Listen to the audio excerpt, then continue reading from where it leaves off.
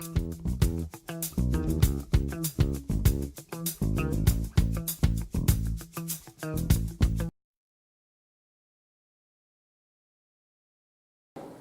this morning's topic, this morning's talk title is Winning at the Blame Game.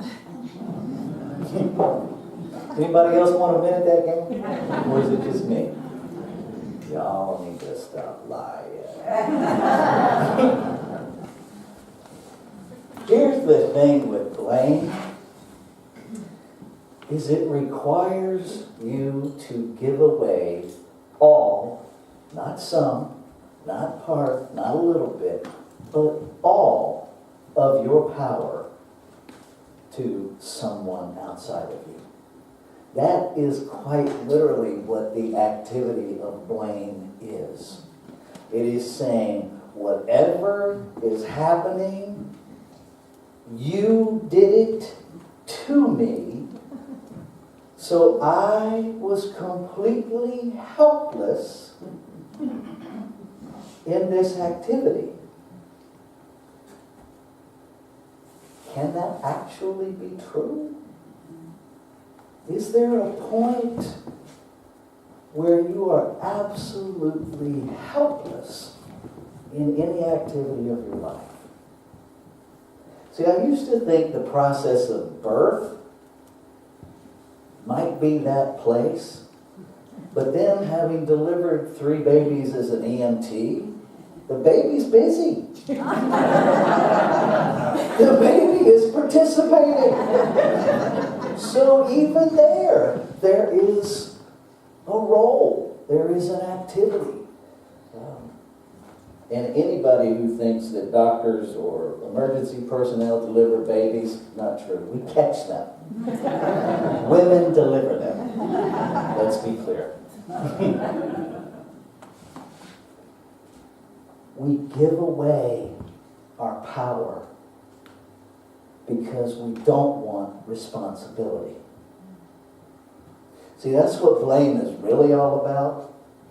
Blame is a discomfort with responsibility. And it gets really layered because somehow here on planet Earth, we have so vilified responsibility that we think being responsible means we have to blame ourselves. So the only way to win at the blame game is to quit playing.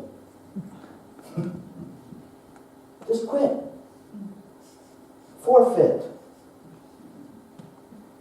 Which means you have to give up guilt and shame. Because guilt and shame are the tools that you use in the blame game. Okay? Chutes and ladders, you got a game board. I think there's some dice. It's been a while since I played that. Okay. Guilt and shame are the board and the dice. Because if you take guilt and shame out of the mix, blame is disabled. Now that doesn't mean that we don't look at the cause of something. But we have to really reframe the language that we're using. If you go home and there's 2 inches of water in your living room, it's probably a good idea to seek out and identify the cause.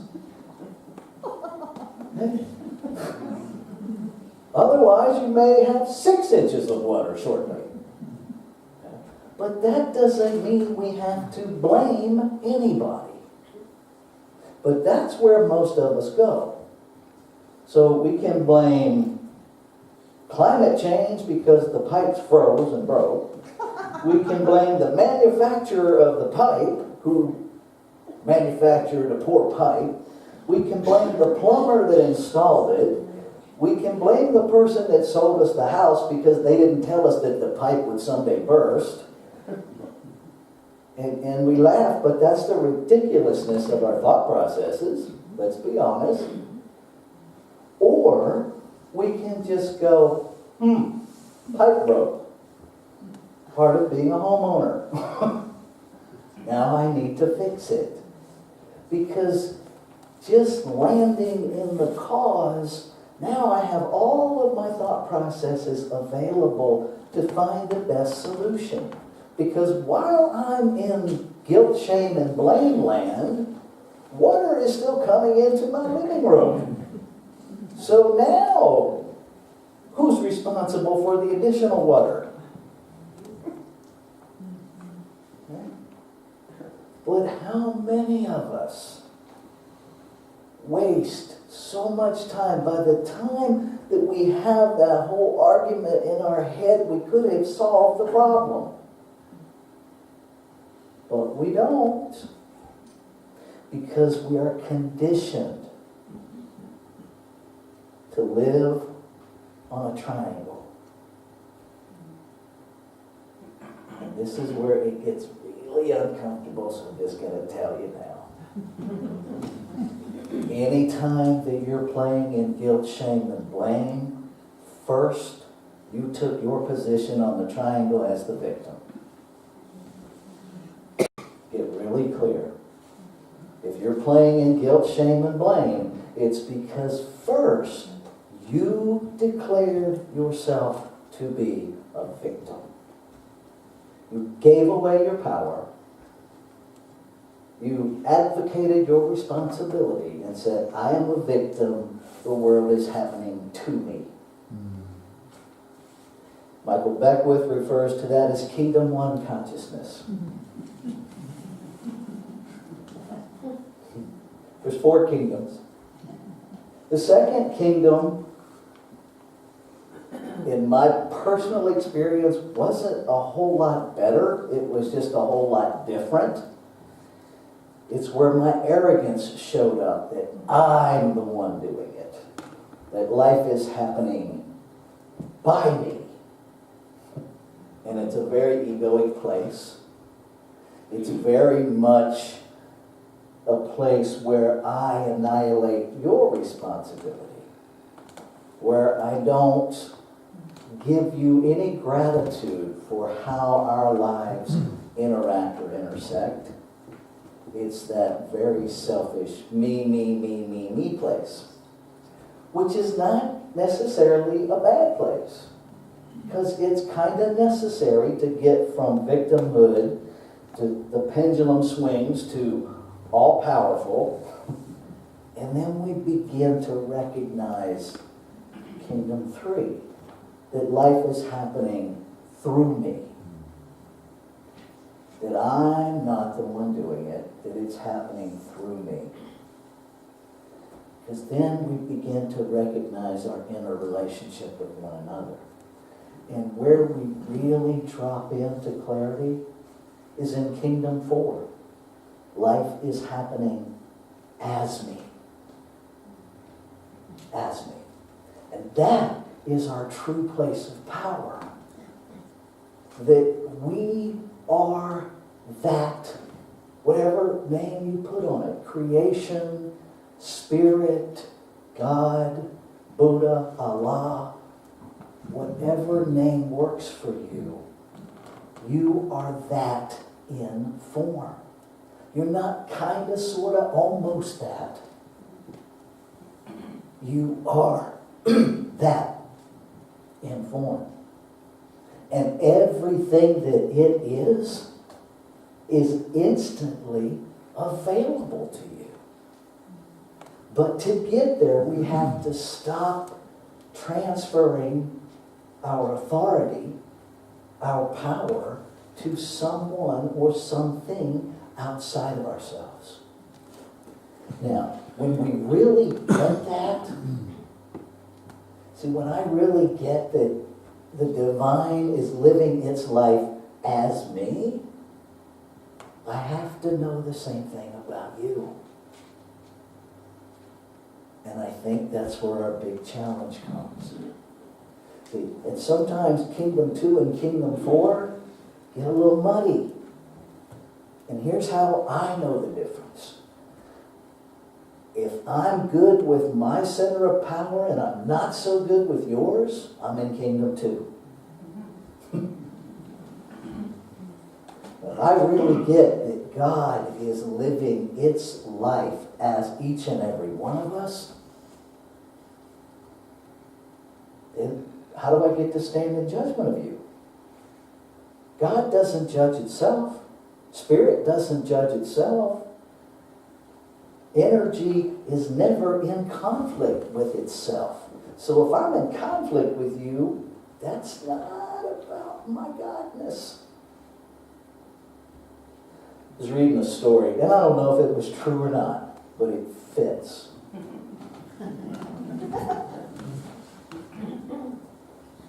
Guy found a snake in a forest fire, and the snake was being injured by the fire. So he picked the snake up, and the snake bit him.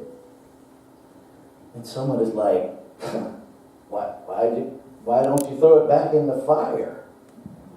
And his response was, it's the snake's nature to bite. Why would I harm the snake for doing what it does naturally? Why would I do that? Some of us have a different nature. Some of us have a different path. We say every Sunday morning that no matter where you are on your path, no matter what your path is, you are seen and celebrated here. And my challenge to each of us is, are we really celebrating those people who have a different nature than we do? Am I really celebrating people that have a polar opposite political view as I have? Am I really doing that? Because if I'm not, I am lying when I say that phrase. And I would love for there to be some nice muddy middle ground that we could play in, but there's not. I either celebrate you as a divine expression of creation or I don't. Now that doesn't mean I ignore bad behavior. It doesn't mean that. But it does mean that I don't equate you with your behavior. Okay? When he picked up the snake out of the fire, the snake engaged in a behavior. If he had equated the snake with its behavior, he'd have thrown it right back into the fire. Because that's what you get for your behavior. Ernest Holmes teaches us that we are not punished for sin, for the mistakes that we've made, but rather that we're punished by them. I don't need to be your judge and jury. You're already doing that. Whatever behavior you engage in, the consequences are your life. I don't need to do that. That's not even my place. And I would invite you to consider that those people that you look at with condemnation, what you're actually doing is condemning yourself. Because what they're doing, it's not yours to condemn. It's also not yours to condone. See, it's both sides of the coin. And the challenge in this human realm is, how do we walk as oneness when I think my arm is supposed to do this and it does this? Because really that's all that's happening, is a part of our greater body is doing something we don't want it to do. And we think it's about us. Because somehow, if you're part of my community, your behavior reflects on me. No, it doesn't. I mean, how do we grow up with this? We don't do that in our family. Okay? Happy holidays.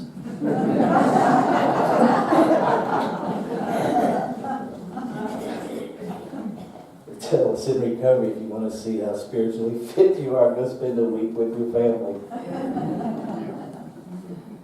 Your family's activity is not a reflection on you. It's a reflection on them. Things that I do, it's not a reflection on you, it's a reflection on me. Things that you do, not a reflection on me, it's a reflection on you. The challenge is where we intersect.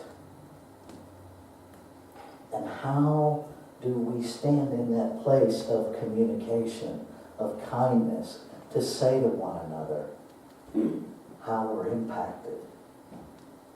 And to do that without an investment that anything changes. See, that's the hard part. For me to look at you and say, you know, when you do that, I experience this. And I'm asking you to stop that. And what you get back is not going to happen. Where do you go with that? See, that's where love and acceptance comes in. That's when that place, and the reason that a lot of us don't communicate with that level of clarity is because part of the blame game is manipulation. See, as long as I still have some strategies in my back pocket, eventually I will get you to do what I want you to do. I just have to develop a new strategy. But when I very cleanly, very clearly ask for what I want, and you say no, uh-oh, I'm all out of cards. And so now I have to do my inner work to love you right where you are, to love me right where I am, to understand that saying no to me is most likely saying yes to you. Okay? But we misinterpret that. If what I want you to do doesn't work for you, in order for you to honor yourself, you have to say no to me. Doesn't mean I want to hear it. Doesn't mean I'm going to hear it gracefully. But I invite you to be really clear. Because if you say yes when you mean no, you just hopped on the triangle. Because now you're a victim, because the only way we get to that place of saying yes when we really mean no is there's a whole scenario going on in our head of what will happen if I say no when I really mean yes. Or if I say yes when I really mean no. And we've made it about the other person. What if you stood in your truth and let everybody else stand in their truth? What if, when someone says no to something you want a yes to, you found something inside yourself that says, thank you for honoring what you needed to do. Thank you. What I can tell you is that it will change your process like that. Just like that. Because in honoring them, you honor you. Because if there's only one of us here, everything we do to someone else, we do to ourselves. It is impossible for me to hurt you without hurting me. It is impossible for you to hurt someone else without hurting yourself. So when we want to look at getting out of this whole guilt, shame, and blame, the only way to win is to stand squarely in the middle of responsibility. To live our ability to respond. That doesn't mean you don't have human reactions. It just means you take a breath. I have a ministerial colleague that keeps a bottle of water with her at all times. So when something happens, let me take a little sip of water here, to give herself a moment so that she doesn't blurt out something inappropriate. You know? So carry a bottle of water, figure out some little, let me just adjust my ring for just a second, to give yourself a pause so that you have that moment of, where am I going to respond from? I think if we worried less about what we were going to say and how we were going to say it, and spent that split second to respond from rather than with. Because if we respond from the center of our being, if we respond from love, the words will come. Trying to respond from the neck up, we're only responding from memory. The only thing your brain has is the past. You cannot do anything new from the neck up. Respond from your heart. Let yourself be surprised at what's in you. Allow yourself that moment of, wow, did I just say that? Because that's the newness of your being. Allow love to respond to love. Allow kindness to respond to unkindness.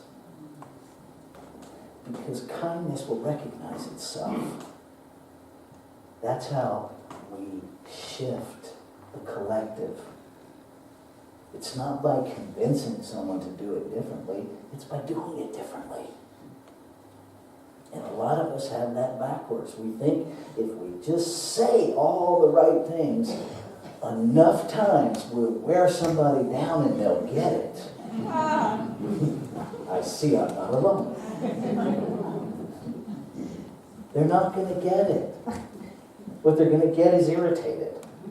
What they're going to get is alienated. But if when you pick up the snake from the fire and it bites you, you love the snake anyway, all of life shifts. Not just you, not just them, all of life. That's the power of the collective consciousness. We have to get clear. This is not, we don't have separate consciousnesses sitting here. For as many people that are sitting here, we are individualized, not individual. Very different. We're not separate. And so what happens with one happens with all. And the only part of that you are responsible for is you. So if you want to win, go there. Which means you have to get out of the game. You have to quit blaming, and you can't even blame yourself. Consciousness is causal. Go to the cause. What's causing the flood? What's causing the outreach? What's causing the out picturing in your life? What's causing it? The only place you're going to find that is in you. Because nobody's doing it to you, even when it feels like it. Let's take this in prayer. And so recognizing that there is only one infinite, ever-present source, I recognize by the infiniteness of it and its ever-presence that it must be everywhere all the time. That there is no place in time and space where it has failed to exist. That it exists now, and it exists into eternity. That this one is perfect wholeness, it is perfect peace. It is the very activity of order. abundance, intelligence. It is that source that creates out of itself, by itself, to be itself, for the sole purpose of expanding its experience of itself. And in that truth, I recognize that it must be my life. Must be, can't be any other way. And what is true of me is true of all. So all expressions of life in form are creation, knowing itself, experiencing itself. And so in that truth, in this truth, I speak my word, which is the word of creation speaking as me. Claiming, affirming, recognizing, declaring that all life is the perfection of creation in form.